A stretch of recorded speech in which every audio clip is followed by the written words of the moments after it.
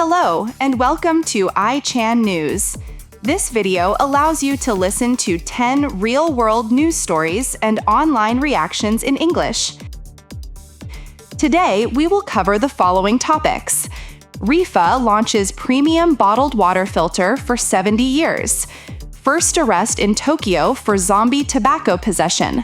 3.1 grams of designated drug at a meditate seized.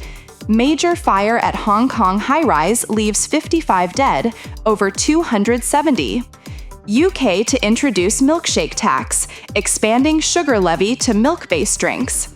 Kura Sushi to launch today's recommendation, featuring daily local fish at 60 stores. Taichi Kokubun apologizes 5 months after hiatus, but faces criticism for unclear wrongdoing. 224 winery on Shodoshima Island to sell wine aged under the sea.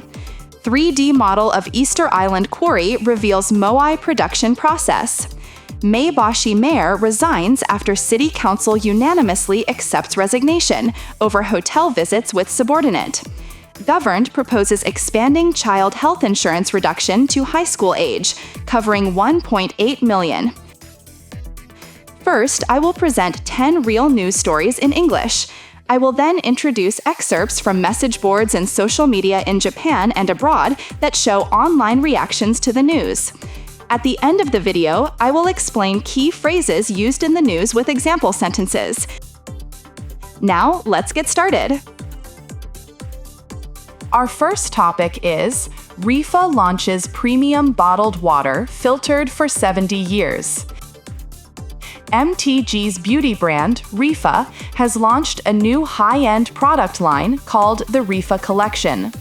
The first product from this line is a premium bottled water named ReFa Water Premium 70.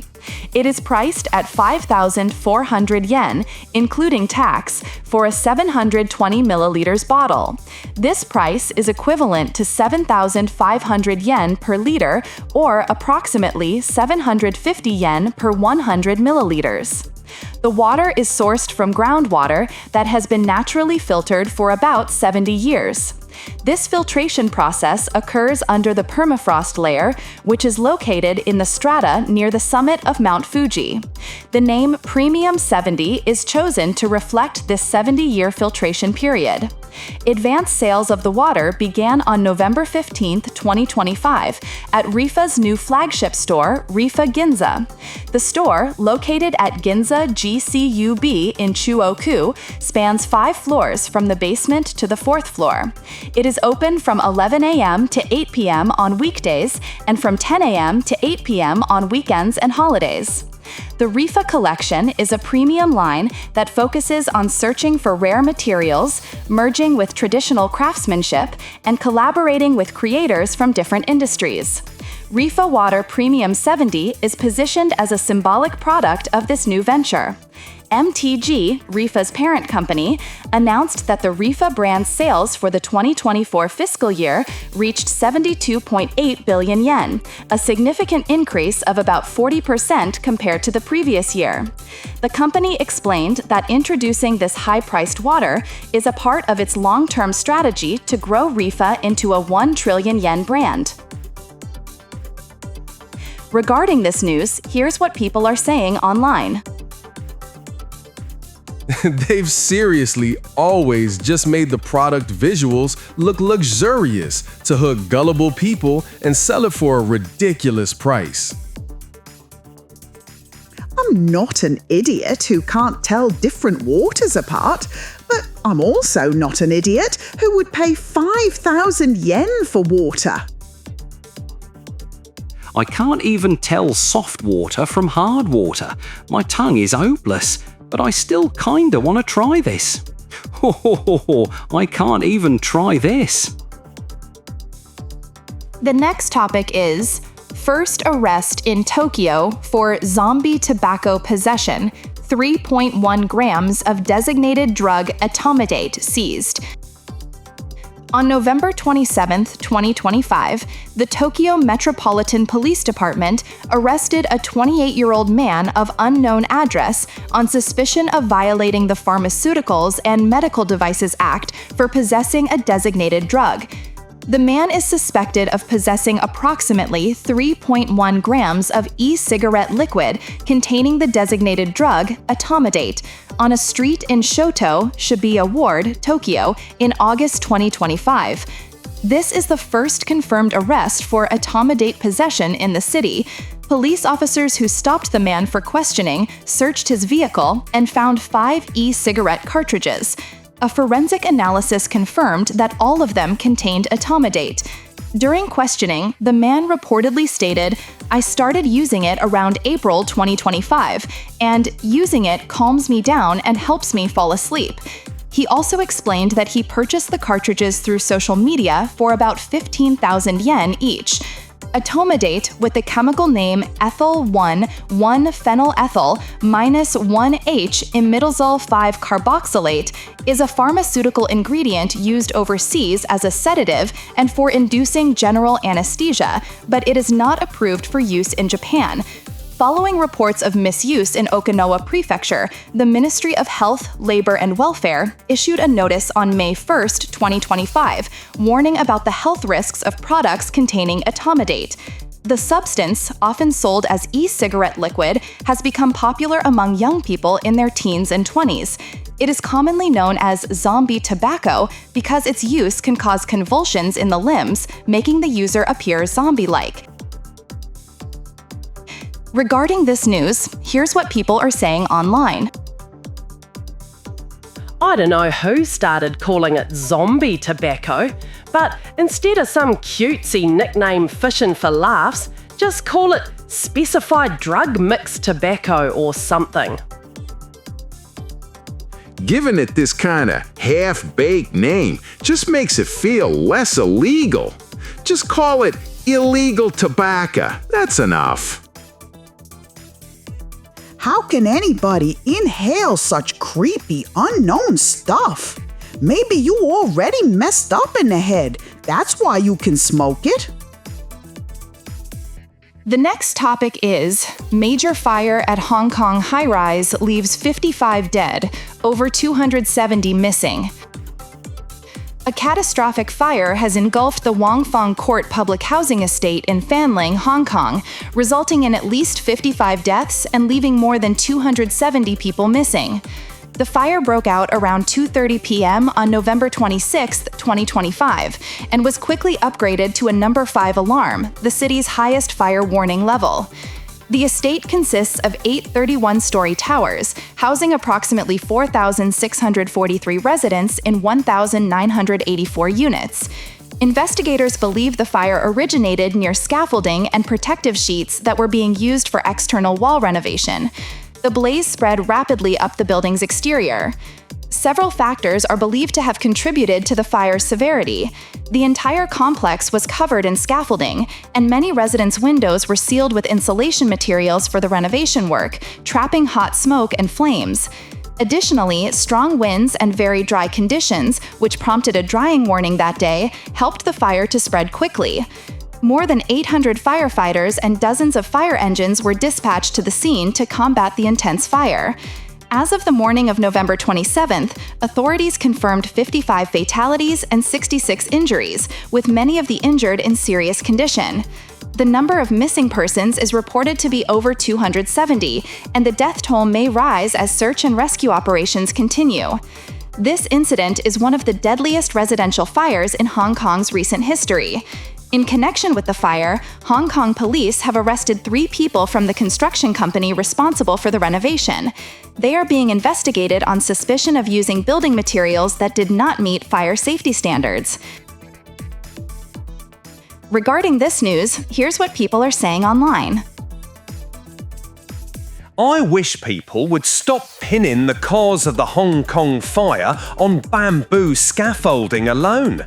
The real issues are the flammable sheeting that was known to be dangerous but left there, the styrofoam used, the alarms that didn't go off. If you're gonna blame old culture, blame the cozy collusion that cut corners on safety in a 6.6 billion yen project. The cause of this Hong Kong fire isn't the bamboo scaffolding, it's the combustible covering net. Bamboo scaffolds are a traditional technique in Hong Kong, used for over 100 years without causing major fires. Lots of people overseas are misunderstanding this, so I want the correct info to spread. Huge fire at the Wangfang Court housing estate in Tai Po. Many Japanese are misunderstanding it as bamboo scaffold caused it, but what actually burned was non-fire treated poly netting, and shoddy construction management is strongly suspected. I'll do an emergency live stream at 1800 on the 27th to explain the background of estate management and safety standards as a former district councillor. The next topic is UK to introduce milkshake tax, expanding sugar levy to milk-based drinks. The UK government announced on November 25, 2025, an expansion of its soft drinks industry levy, commonly known as the sugar tax, to include milk-based and plant-based milk drinks with added sugar. This new measure is being unofficially called the milkshake tax. The policy, first introduced in 2018, will now apply to prepackaged beverages such as milkshakes, flavored milks, sweetened yogurt drinks, chocolate milk, and ready-to-drink coffee. However, drinks prepared fresh at cafes will remain exempt. In addition to expanding the range of products, the government is lowering the tax threshold from over 5 grams of total sugar per 100 milliliters to 4.5 grams 100 ml. The existing two-tier structure will be maintained. A rate of £1.94 per 10 liters for drinks with 4.5 to 7.9 grams of sugar per 100 milliliters, and £2.59 per 10 liters for those with over 8 grams. Companies have until January 1, 2028 to reformulate their products or accept the new levy. The government estimates this will cut 17 million calories from the nation's daily diet, potentially preventing 14,000 cases of adult obesity and 1,000 cases of childhood obesity long-term. The original sugar tax has shown positive results. From 2015 to 2024, the average sugar content in targeted drinks nearly halved, while sales volume increased by 13.5%. The government projects the milkshake tax will generate around £1 billion in health and economic benefits, including £36 million in NHS savings and a £221 million boost to economic productivity. Regarding this news, here's what people are saying online. A sugar tax, huh? I think it's fine to tax things that harm health when overconsumed. Cigarettes, alcohol, salt, fat and all that. Maybe a fat tax where your unhealthy habits are the cause. If people take the initiative to manage their health and medical costs go down, it's win-win. So, milkshake tax equals sugar tax equals anti-obesity measure, I guess. By the way, I've been debating whether to buy that Detective Conan times Sawai Coffee collab milkshake forever. I wonder if it's good. If you've done real brain-heavy work, you know, when you think hard, your body craves sugar. And without it, your thinking drops and performance tanks, and the whole country's output goes down. This milkshake tax is way too rough on people who can't do black unsweetened coffee. The next topic is Kura Sushi to launch today's recommendation, featuring daily local fish at 60 stores. The conveyor belt sushi chain, Kura Sushi, has announced the launch of its Today's Recommendation series, which will begin on November 28, 2025. This new initiative will offer a daily special of local fish sourced from various regions across Japan.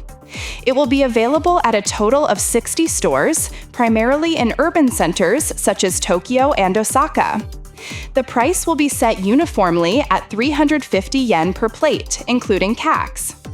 Each participating store will feature one type of fish per day, which will be sold in limited quantities and available only until it sells out. The initial menu lineup for the Kanto area includes seared splendid Alfonsino from Izu and Misaki, winter yellowtail from Hokuriku, feminal snow crab gunkanmaki from Hokuriku, bigfin reef squid from Oita, and raw big-eye tuna from Okinawa's Churaumi. For the Kansai area, the menu will feature raw northern shrimp from Hokuriku, winter large-scale blackfish from Kishu, steamed oyster nigiri from Setouchi, a single piece of seared blackthroat sea perch from Sakai Minato, and raw yellowfin tuna from Churaumi.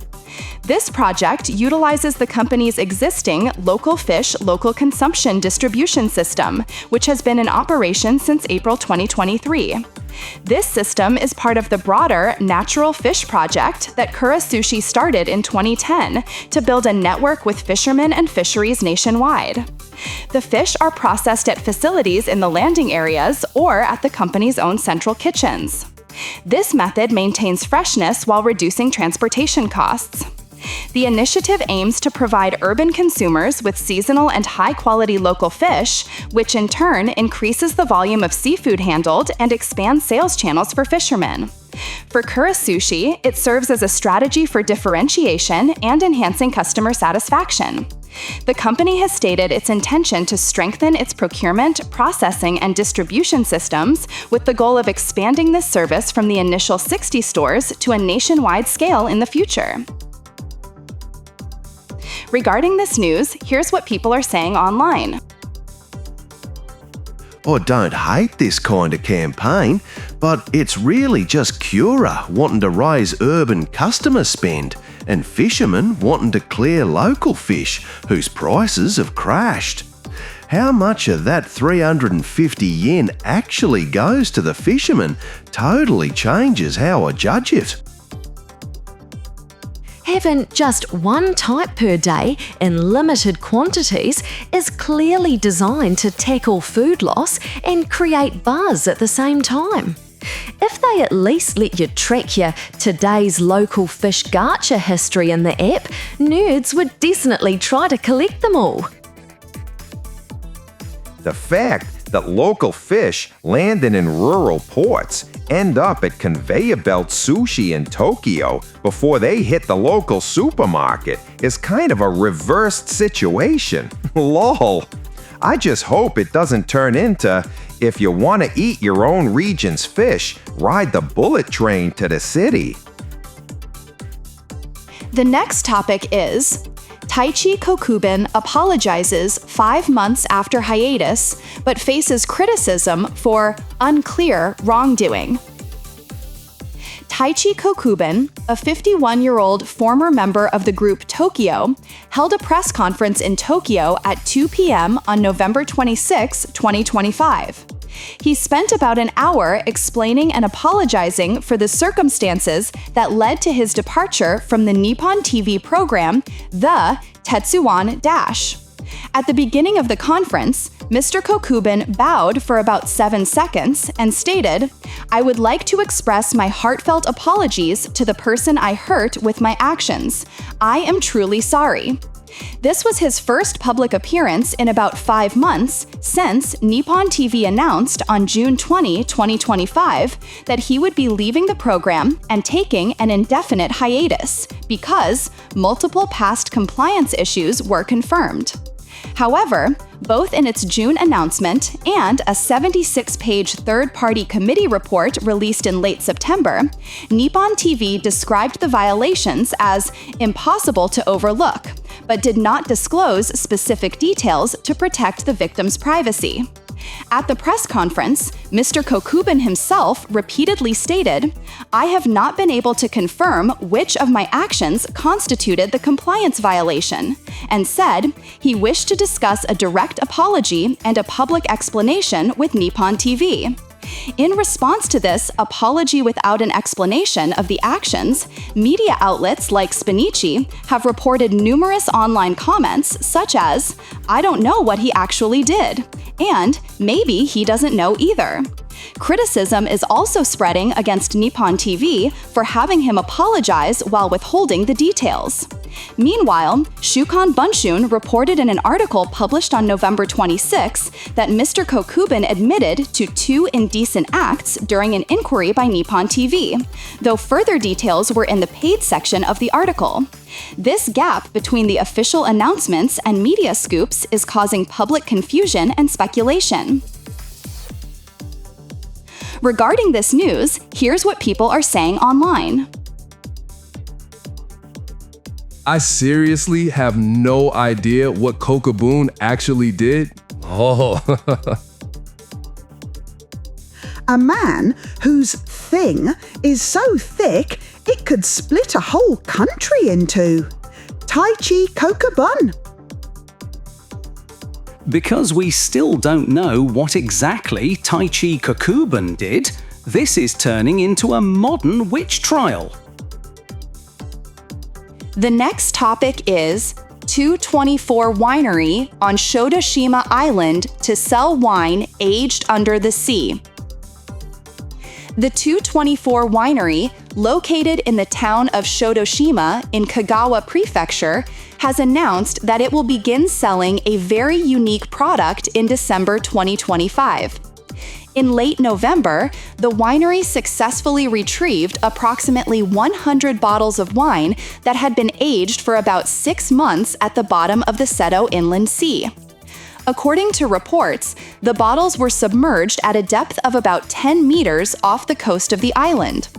The purpose of this underwater aging process is to utilize the sea's unique environmental conditions. The seawater temperature in this region remains relatively stable throughout the year, typically ranging from 10 to 25 degrees Celsius. This constant temperature, combined with the dark environment that blocks sunlight, is believed to suppress oxidation and allow the wine to mature at a different speed and develop a different flavor profile compared to wine aged in a traditional cellar. 224 Winery is a small-scale producer with an annual output of just a few thousand bottles, which means this batch of sea-aged wine represents only a small fraction of its total production, making it a limited edition item. Sales will take place at the winery's direct sales shop and through online channels starting in December. The winery is also reportedly considering holding comparative tasting events to allow consumers to experience the difference between the sea-aged and conventionally aged wines. Wines aged using such special methods are often sold at premium prices internationally, and it is expected that 224 Winery's product will be positioned in a high price range, reflecting its rarity and experimental value. Regarding this news, here's what people are saying online. These underwater aged wines are basically a story premium business. If it were only about physical conditions, you'd be better off building a well-controlled tank. Sinking them is pure theatre for buzz. At around 100 bottles, it's basically experimental scale, so the environmental load is negligible. But if half-baked copycats start littering the seabed with bottles, this goes straight into destroying the scenery territory. If you're going to sell underwater aging, at least talk about rules for that side too. Just the fact it's under the Seto Inland Sea gives it a strong tourism story, so they'd probably earn more by selling an experience like you can dive down and check your own bottle. It feels smarter to chase LTV with the whole experience than just slapping a huge price tag on the wine. The next topic is 3D model of Easter Island quarry reveals Moai production process. An international research team has created a high-precision 3D model of Rano Raraku, the primary quarry for the Moai statues on Easter Island, a territory of Chile. The team announced the results of their quantitative analysis in 2025. Using drones and other photographic equipment, they captured thousands of images to reconstruct the terrain and archaeological features with a resolution of a few centimeters. The resulting 3D model identified 426 Moai statues, 341 trenches used for carving, and 133 depressions believed to be the remnants of unfinished statues. The locations, orientations, and slopes of these features were all digitized for detailed analysis. The study concluded that the Moai were carved in a horizontal position on the slopes of the rock mountain.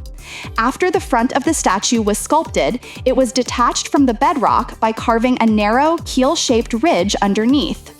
The statues were then moved down the slope. Along the transport routes leading from the quarry to the island's ceremonial platforms, known as ahu, the team identified path-like features several meters wide and dozens of meters long. They also found numerous holes, several dozen centimeters in diameter, which are thought to have been used for wooden levers, supporting the hypothesis that the statues were moved in an upright position by rocking them from side to side. While the total number of Moai on Easter Island is approximately 1,000, the 3D model reconfirmed that over 400 are concentrated in and around the Rano Raraku quarry. This detailed model allows researchers to reconstruct the production, transport, and installation stages of the statues using precise numerical data on their height, inclination, and orientation. Researchers state that this 3D data can also be used to integrate chronological dating, assess the progression of rock weathering, and evaluate landslide risks. This information will be crucial for understanding the final stages of Moai production, which occurred between the 13th and 17th centuries, and for developing conservation plans for the site. Regarding this news, here's what people are saying online. 3D mapping the quarry is basically the idea of turn the World Heritage Site into a game map once, then use that for conservation and research. If people can walk it in VR, you might monetize without trashy tourism development. These 3D datasets tend to end up with Western universities and museums holding the rights, while the islanders get nothing but logo-stamped pamphlets. The real test is whether the local side can actually use the data under an open setup. With climate change raising collapse risks, some sites may need the mindset of perfectly copy it digitally and let the real one age naturally. People get emotional about icons like the Moai, but building a digital twin isn't a bad move at all. The next topic is Mabahashi mayor resigns after city council unanimously accepts resignation over hotel visits with subordinate. On November 27, 2025, the Mabahashi City Council unanimously approved the resignation of Mayor Akira Ogawa, who is 42 years old. This decision follows a scandal involving the mayor and a married male subordinate. Mayor Ogawa submitted her letter of resignation on November 25, which was accepted by all attending council members during the plenary session. The controversy began after a weekly magazine reported on September 24 that Mayor Ogawa had visited a love hotel in the city with a staff member on several occasions between July and September 2025. In an emergency press conference following the report, Ogawa admitted to visiting the hotel, but claimed it was for consultations and meetings, and she denied having a romantic relationship. She apologized for her careless actions that could cause misunderstanding. The City Council had been discussing the mayor's future, and preparations for a no-confidence motion were reportedly underway. However, the motion was withdrawn after she submitted her resignation. According to the Local Autonomy Act, a new mayoral election must be held within 50 days to fill the vacancy. The election in Mabahashi is expected to take place between late November 2025 and mid-January 2026.